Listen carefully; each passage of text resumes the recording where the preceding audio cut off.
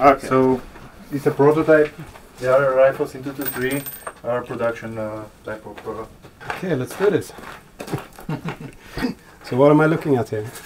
Yeah, we are looking to 308 X-17 Perun.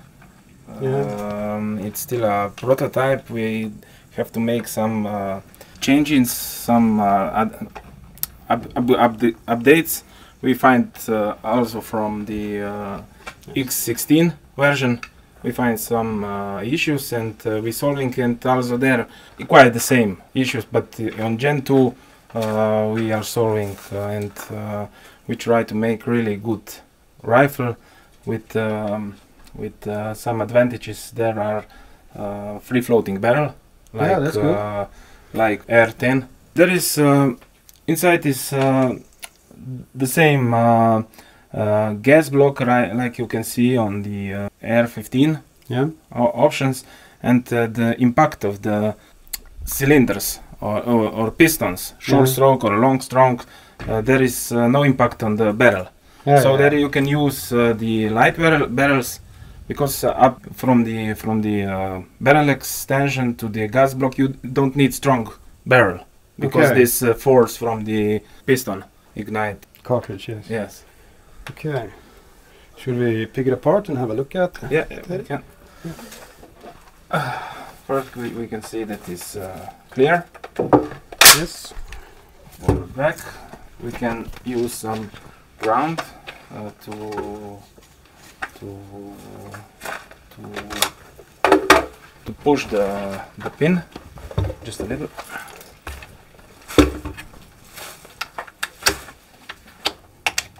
It's captured pins like on captured, yeah. You can it looks kind of like a FN scar. Yes, it's very similar. Actually, it's the same dimension. From there to there is exactly the same. I read dimension. on the web page that you could use some FN scar version buttstock. Yeah. Yeah. Okay. Regarding the buttstock, I know it's very popular now to have a Picatinny on the back, and there's a lot of folding stocks and whatnot you can put there. You can put some brace, you can get many of them on the market. But I guess there's no recoil action going on in the stock, obviously. It ends here. Right. Yeah. so if you wanted to, you could put like a Picatinny here, I guess. Yes, you can put. No problem. You can. We have adapter for classic buffer tube stock. Here you can put this Masada. Yeah, that's a nice one. Buttstock, folding stock, and as we said before, the Picatinny backplate. Yeah. Okay, this is ball carrier group. Everything is captured, is captive together. You can there is used R10 bolt standard and firing pin. And the this how it called? Is it, yeah. Okay. So yeah, it's I don't same. remember the name for that either. But it's the same one that's used on AR-15s. Yes. Okay. Exactly the same. So that's good for R10 firing pin. Is that something proprietary or something someone else uses as well? No, it's standard R10. Ah, standard R10. Okay. Yes. Okay. Firing pin. Cam pin is custom made. Okay, I see you have a little hole there for the cam pin to exit. That you can remove. And this is standard R10. Yeah, you can recognize this. Yeah. Is the firing pin spring loaded?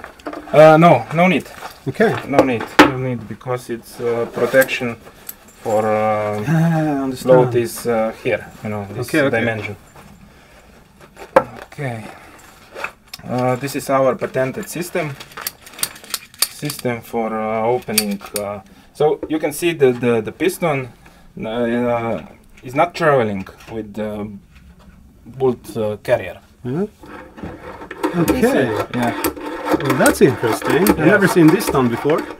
Yes, this is our patented system. It needs just a kick, Okay. Yeah. And then the spring eats up the energy. Okay. Yeah. That's very cool.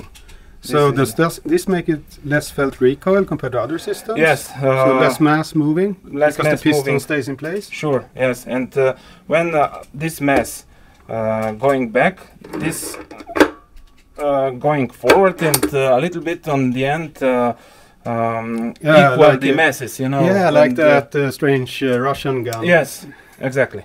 This is the whatever it's called.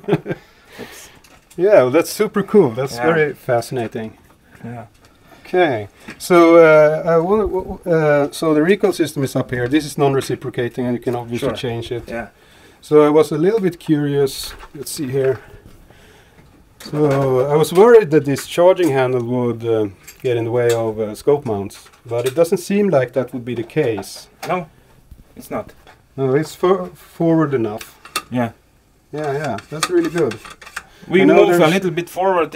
Let's say SCAR 17 has somewhere there. Yeah, on this and there's a second-hand market of charging handles that's bent down just so you don't mess up your knuckles. Yeah, sure. And M-lock, not the. What's up with Germans always having the key mod on their older rifles? I don't understand. M-lock is very good. Yeah. We can see also inside of the gas block. What is this? Handguard? Handguard. Sure. Yeah. To remove the handguard, we need some tool. Just to unbolt. Okay. Just so this is like a locking piece or something. Yes. And there is standard gas block, adjustable. Yeah, okay. So now it's fully open. Okay, now I see. Yeah. I thought it was some kind of stroke system up here. No. But it's just, now I understand why you call it a hybrid direct impingement system. Yeah. So this is super interesting. You have a gas tube that goes back here and oops, this one, I guess. Yeah. So so what people usually complain about direct impingement system is that it poops where it eats. So do you have any issues with fouling? With? Fouling dirt? Inside. Yeah, here. No, there is 2 vent holes. When the dirt in both sides coming out. Okay. When the vent. Yeah, okay. So it doesn't foul up this area. Okay. That's awesome. I didn't notice this. That's forward thinking of you. And this is standard AR-10 barrel. Yeah, that's really good. And it's the same with a 223 version. So you can put a regular AR barrel in it. Yes, and all calibers. Yeah, so if you want to have 300 blackout, just switch the barrel, I guess. Sure. That's awesome. Yeah. This particular one is 16-inch 308. Yeah. Pencil. Well, that makes it very easy to throw around. Yeah. The only AR, I used to have a SIG AR-10 that was utter shit. SIG AR-10? Yeah, SIG 7. But then I switched over to Heinel and didn't have as much issues. So this is still in the prototype stage. I'm curious to see what the felt recoil on this is. So I would love to try a shot with it and see how it compares to my experience with these calibers. The system is ingenious. Okay. And also this is, it's captive. If you want to change something, you just put this. And the reason behind it is that the whole lower part is AR-15 or AR-10 completely yeah, I can see it. So everything you want to do, triggers, safety pins, everything, selectors, fire switches, everything can be, because this is the most used rifle in the world. You have the most parts the third party parts are all over the place. So what parts are interchangeable with AR-10s and AR-15s? It's bolt, firing pin, this whatever it's called. Whatever it's called, some pin. Bolts, firing pin, barrels. Yeah, barrels is important. I guess this one as well. The barrel. No, this needs a small modification. It's short, and then on standard AR-15 or AR-10. Okay, so barrels come with different lengths. You have rifle length and etc. So is it possible to take any barrel with any gas tube and just modify it for this? Yes. So okay, that's awesome. There is also option with, let's say, for model X-16. 2 to 3. Yeah. If you want to shooting blackout subsonic, yeah, you need to change the piston. It should be a little bit bigger. Yeah, okay. Need more area to, more area be able to push, cycle. Yeah. Yeah, To cycling. Yeah, yeah. So they have a gas block that you can set the gas pressure or the gas release from. Yeah. So what I usually do when I shoot suppress this, I have flow-through suppressors that reduces the gas, the speed of the bolt and the gas pressure backwards. So it's like 10-15% more power to the system, not whatever it is usually. 25-30. Destroys the rifle if you shoot it with regular baffle systems. That helps a lot. It would be interesting to try that with a flame blackout version of this, but that's for some other day, I guess. And this is the only thing you need to clean. There's no other moving part in the rifle. Everything else is stock. When you put out this is a dumb piece of metal, and this is, you spray it, you clean it, it's the end. It's no, you know how it's to disassemble an AK.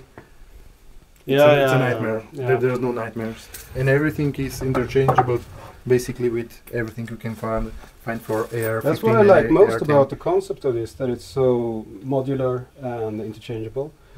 And if the bolt breaks, it's not going to be a hard time finding a new one. No. Most gun stores or gunsmiths should be able to source it. You won't have to send it back to Slovenia. Yes, if you have access to firearm parts, you can easily. We know that all wars are won or lost because of the logistic. The logistic for this gun doesn't exist because it's present in every country with AR and AR-10. Yeah, most countries have some access to this. Yes, it's an awesome concept. You can see 3D printed loads here. Really nice. Is it carbon infused or something? It's painted. Ah, okay. Yeah, I have been known to dabble with the 3D printing stuff as well. It's quite fun. But this is just because it's the prototype. It's not going to be ever produced. Like this. Obviously, yes. It's a work in progress. Lots of kinks to work through. That's always the case. Usually it takes many years to get everything sorted out. Yeah, so it's perfect. Now I think the last issue we have with some bones, and maybe because that the bolt carrier closed the bolt, there is a little bit 1 or 2 millimeter bones. If you can see on the slow motion movie, you can see it. So we want to remove this as well with some modification of bolt carrier. We also made in-house very well working muzzle brake. Is it compatible with some suppressor system? No, not yet. Yes, it's for military. This one, only this one, which is used with this clamp.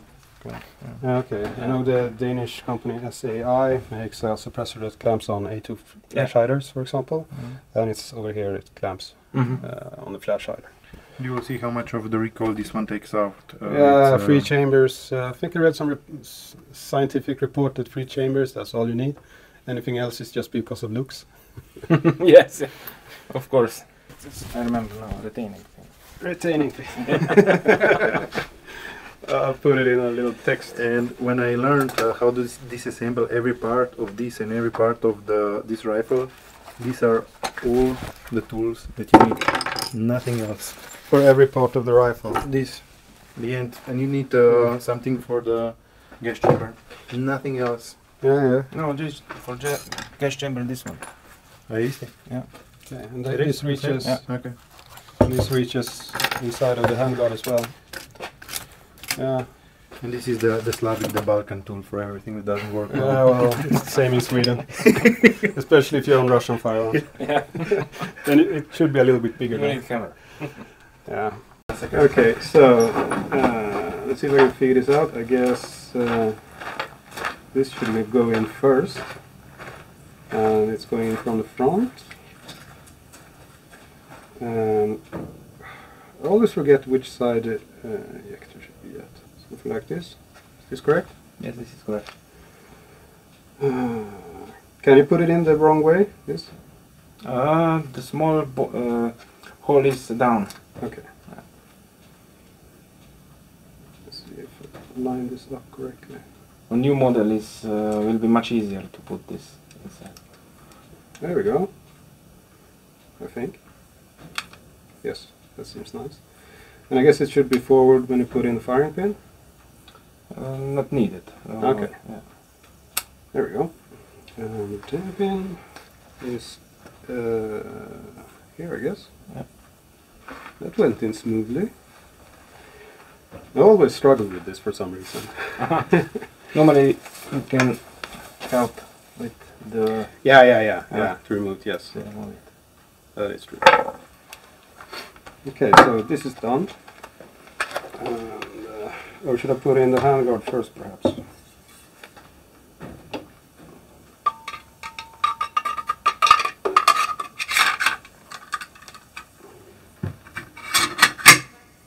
There we go. Did I pick the right one? I think I did. Or I didn't. This one.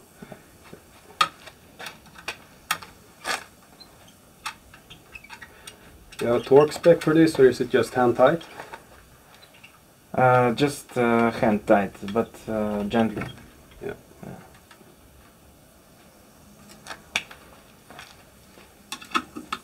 Okay, a little bit. Okay, let's see here. I guess the bolt and bolt carrier goes in. Charge the anything special to know about this? No, just line up the rails and let it slide down. Just put it, it can fall down. Okay. And I guess I push it down when I put in the... Yes. There we go. Then this goes back up. Is this out? Yes. Did I forget anything? No. Perfect.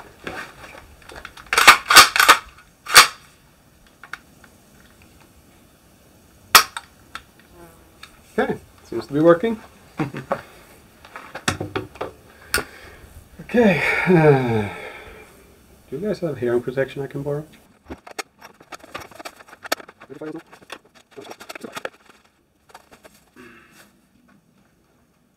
I'll just try standing because it's a short barrel and it's light, so I want to feel how good it is. This would probably be really good for IPSC major division.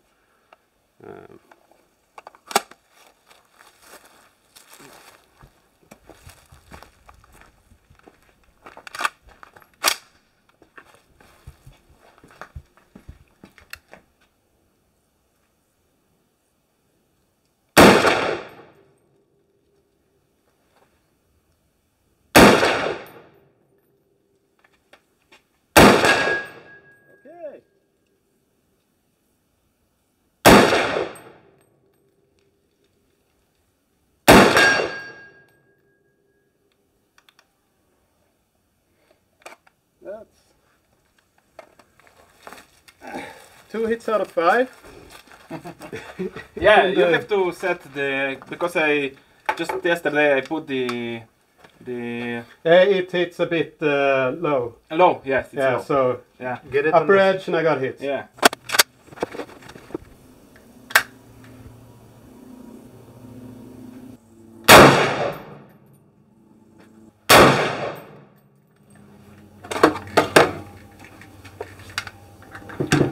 Okay, let's go and have a look.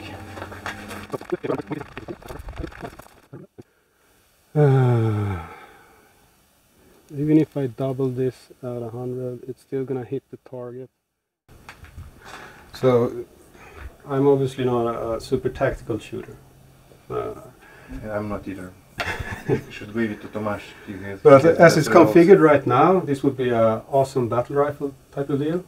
Excuse me? An awesome battle rifle or a designated marksman or something like that. It still needs to go into houses. Mm-hmm. With a folding stock and everything. Just this thing alone makes it more useful than regular AR-10s. Mm-hmm. With the buffer tube and the buffer spring as well. Yeah. So, and with a 16-inch barrel, you still get enough muzzle velocity to put some hurt out to at least 800 meters. It would get effect on target. And an LPVO makes that possible as well. And this one is an okay LPVO. It's 1 to 4. which is nowadays a little bit on the low side. I have a 1-4 at home myself, and I use it for hunting. And I put a little bit more magnification on my ER10. Is that the... This is the Recoil 1-6, but this is the 2-3. Yeah, well, let's have a look at that as well then. Okay, this looks professionally made.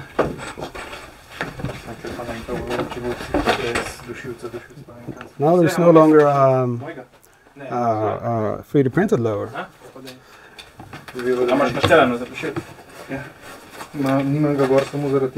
Is this in production? Yes, but this is old model. Okay, this is an old model. This one is aimed for use with my Strela, but for some reason the Strela is not with me.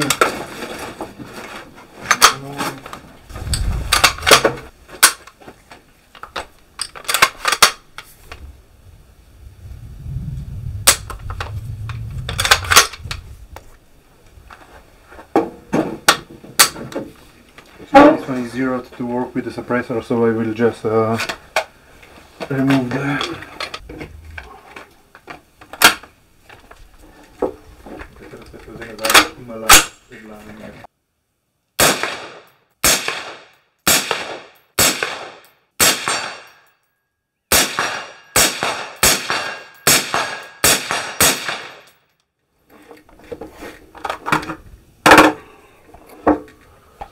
Yeah, I like my suppressed guns. Well, that was awesome. There's basically zero recoil in this.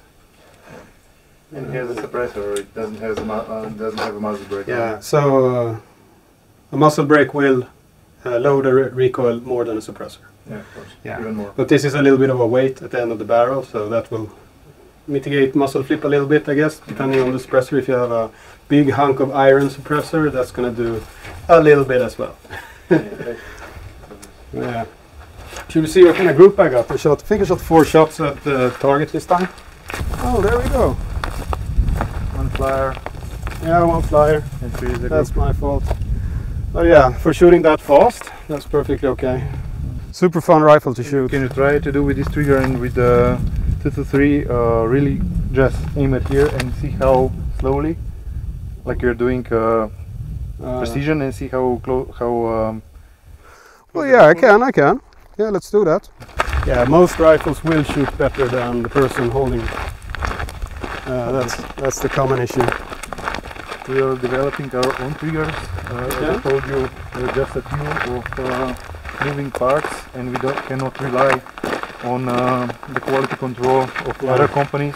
We have to make it on our own. So the trigger group is one of the things that we're going to develop on our own with the version 3. Okay, that is interesting. So what kind of trigger would that be, and will it be compatible with other ARs? It's actually very similar to Timney. Okay. Yeah. So is it like a cassette you... Yes, we want to make our own triggers made at home for some higher quality rifles, not only with standard mil-spec. Will it be both single stage and second stage? Both options. Okay. Yeah.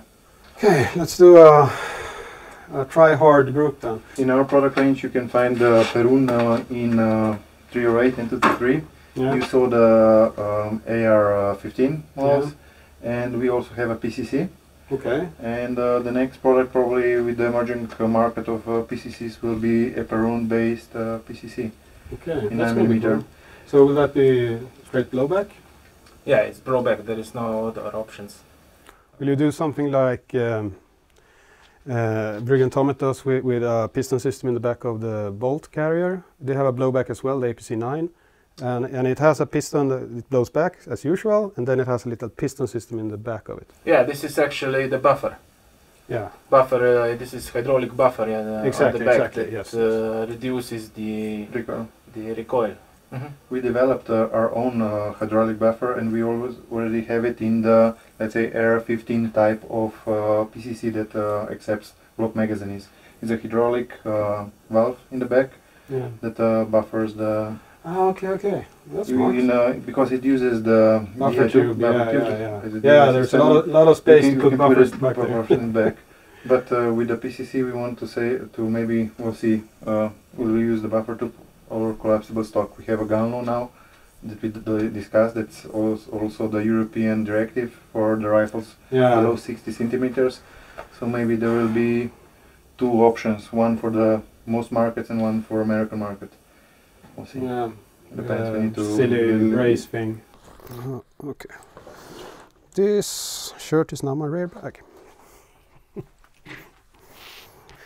So let's do it like this. Then I can use. Let's just get into a nice shooting position here.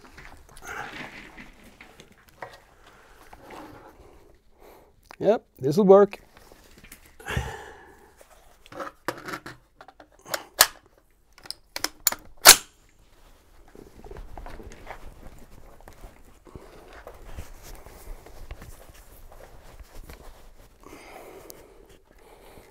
Okay, let's see what kind of grouping I can get. Wish me luck. You don't need it, you have skills.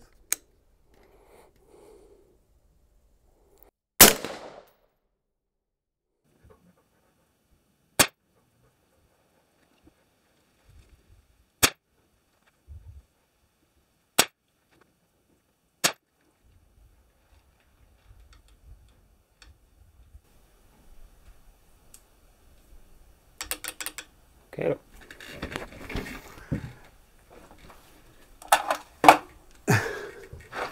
I didn't even feel the bolt lock back. It's so soft shooting. Usually you feel it when it locks back, but I totally missed it. Okay. And I obviously cannot counter fire.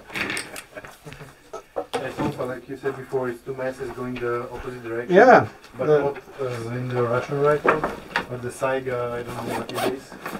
Yeah, they have a fancy name for it. Yeah, they sell it. AK-1.107. I think it's called like the civilian one. It's called like the SR1 or something like that. Yes, SR1 and SR3. These are two, one next to another. Yeah. Okay. So I managed to get 3 shots in a tight group at least. No idea what happened there. Okay, that's not bad for a standard rifle. That's good. Yeah, with a bit more practice with this rifle, you can get everything in this group. This is the second time I fired it, so yeah, and the second time I felt the trigger. You get used to the trigger, and then always when you try to fire precision rifle groups, there's always at least one shot that goes wherever it wants, and it's usually the shooter. I will try now. You try? You can show how it's done? That's perfect, that's perfect. I don't know. We'll see. Yeah.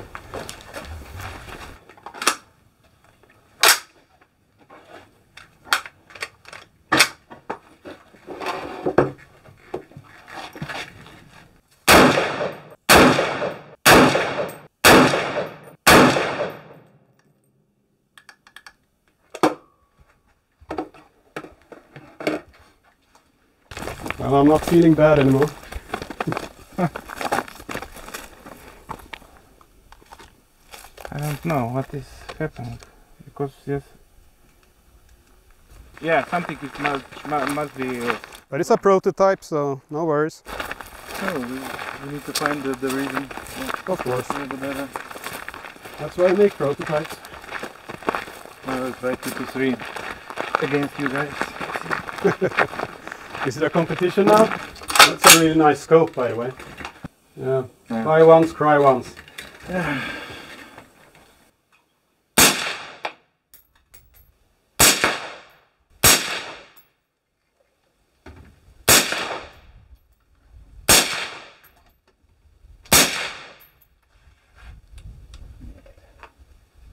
And it's white.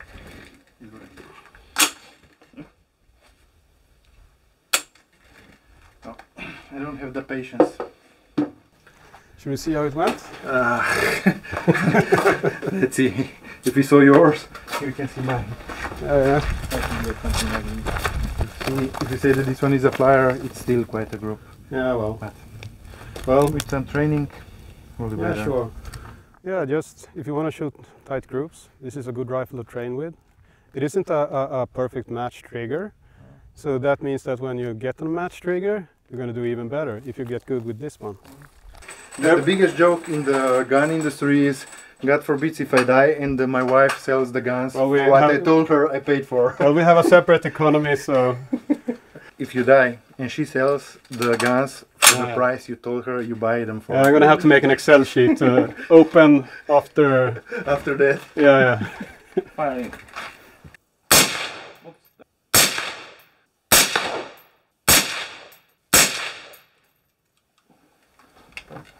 Different trigger. Yeah, totally. That's not bad. Yes, yeah. 3 in a clawfoot is the one that didn't fly away. 2 is out. Yeah, this one ran away. Yeah, about the same group as I did. Yeah. So basically the same, when we'll get to the same stage of development with the, let's say, AR-10 Perun, the results must be the same. Yeah, it shouldn't be better. It's the same logic behind it, the same construction. We have to put something that works, and it's, let's say, military grade on the market, and then leave it out with all the options that are on the market for AR. This system, the point of everything is the guts of it. Yeah. So these masses that go not in the same way that with the AK model, but there's some impact of that different side movement, but that was not the reason for it. No dirt in the back. Yeah. Everything that it's moving, it's that pin that goes 15 millimeters back and hits the. It's an ingenious system, and this is basically advanced air, very advanced air. With removing all the flaws, the dirt, the overheating, and stuff like that. No stupid buffer tube, and the T-handle you punch your nose with. Yeah, the manipulation, the ergonomics with the handle being here where it is. And this is the short one. This is what we're gonna try to remodel mine after it. Red dot. Okay. To get some group.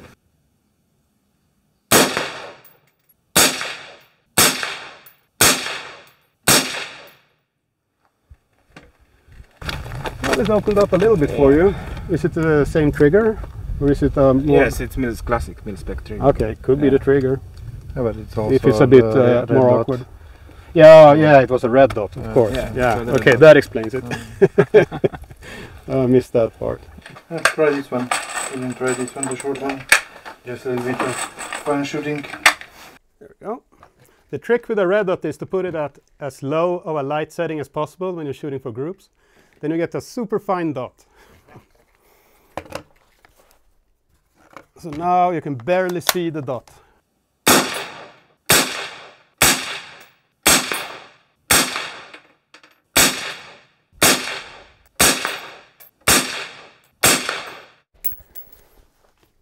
I have to check to see if it locks back. There's no recoil on this little thing. Okay. That's all flyers. Well, this is a mini group. And this is a mini group. So when you do the same mistake or the same things right, it can shoot pretty correctly. It's a little bit hard with a red dot. It obscures like this big even when I lower the setting. The high setting, I have astigmatism in my eyes. It just bleeds out like a star. Yeah. So I have to lower it a lot to use a red dot.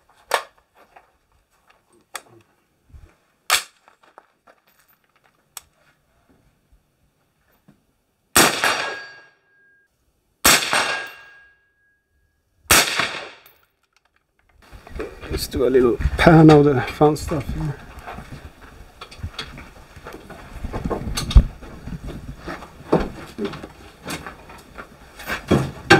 So this is the short barrel one with a suppressor.